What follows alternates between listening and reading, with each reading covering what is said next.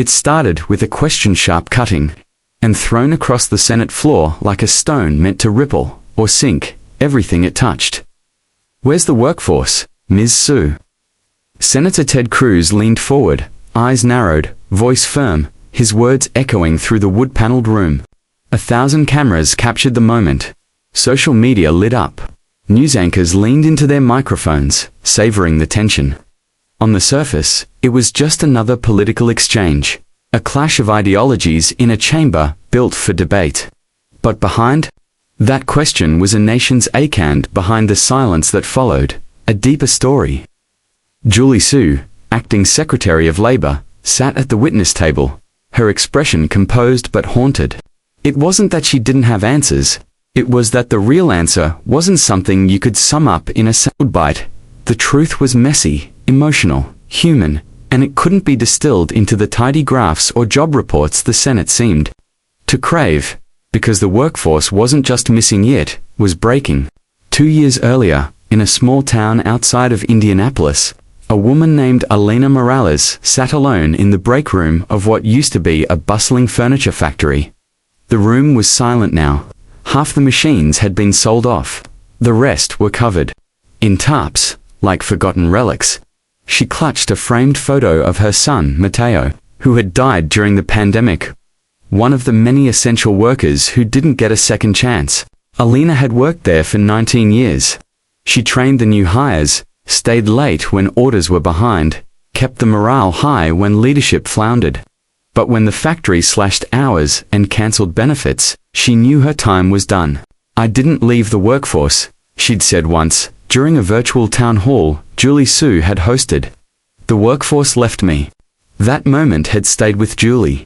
She remembered the grief in Elena's voice, the way her fingers had trembled as she held her son's photo in front of her laptop camera. Julie had hosted dozens of these sessions listening tours, they called them, but they never felt like enough. She took notes furiously, filled binders with stories like Elena's. But every story carried weight. And that weight followed her room to room, meeting to meeting. By the time she sat in front of the Senate committee, the burden had grown immense. It wasn't just factory workers. There was Devon, a software engineer from Seattle, laid off in the second wave of tech cuts. For months, he'd applied for jobs, tweaking his resume, attending virtual interviews, only to face rejection after rejection. He eventually took a job stocking shelves at night in a grocery store. His wife, once a school counselor, started selling handmade jewelry on Etsy. They called themselves underemployed, but the truth was, they felt invisible. There was Hannah, a single mum from rural Georgia, who couldn't find childcare that was affordable or reliable. When her daughter's daycare center shut down permanently, she had to quit her job as a receptionist at a local clinic. Wanted to work, she'd written in a letter to the Department of Labor. But who was going to watch my baby? There were millions like them. Workers who'd been burned out, left behind, priced out of housing near the cities where the jobs were. Workers who had aged out of relevance in a tech-driven economy. Workers who had been told to retrain, only to discover that the promised jobs didn't exist, had gone to someone willing to work for less. Veterans, caregivers, immigrants, teenagers, and 50-somethings. Some lacked degrees, some had masters. Many had given up, not because they wanted to but because they had run out of choices. The economy had rebounded on paper. But people hadn't. Back in the Senate hearing, Julie Sue's silence wasn't weakness. It was mourning. She wanted to say, "They're not gone. They're grieving. They're scared. They're rebuilding. They're tired of being statistics." She wanted to slam Elena's framed photo on the table and say, "This is the workforce you're looking for." She wanted to shout that dignity wasn't measured in GDP, and that maybe just maybe it was time to stop blaming workers for a system that failed them. But instead, she inhaled slowly and gave a measured response about participation rates, childcare initiatives, and economic re-engagement plans. It was a good answer, a safe one, but it didn't satisfy anyone, not even her. After the hearing, she returned to her office and opened the binder marked faces. Page after page of names, stories, snapshots. She turned to a page with Elena's face smiling back.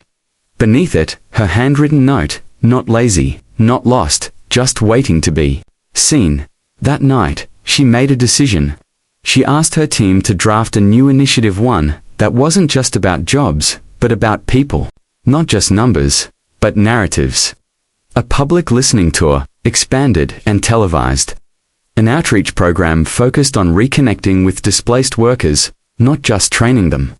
A campaign not of slogans, but of stories. She called it Where's the Workforce? Owning the question, but changing the answer. The first event was held in Chicago. 100 chairs. A single microphone. One by one, people came up. A nurse who left the ER to care for her father. A student who couldn't afford college anymore. A teacher who now worked in a warehouse. They cried, they yelled, they shared, and they reminded everyone watching that the workforce wasn't lost. It was just unheard. The movement grew. People tuned in online. Local leaders got involved. Job centers started offering counseling, not just coaching.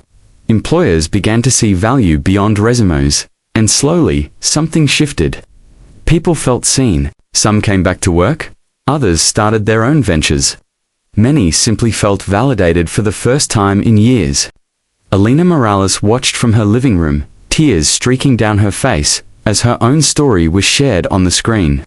When the camera showed Julie Sue sitting in the audience, silently nodding, Alina whispered, "Thank you." In the end, it wasn't about politics or policy. It was about remembering that behind every job opening was a life. Behind every gap in the labor force was a gap in trust, in care, in understanding.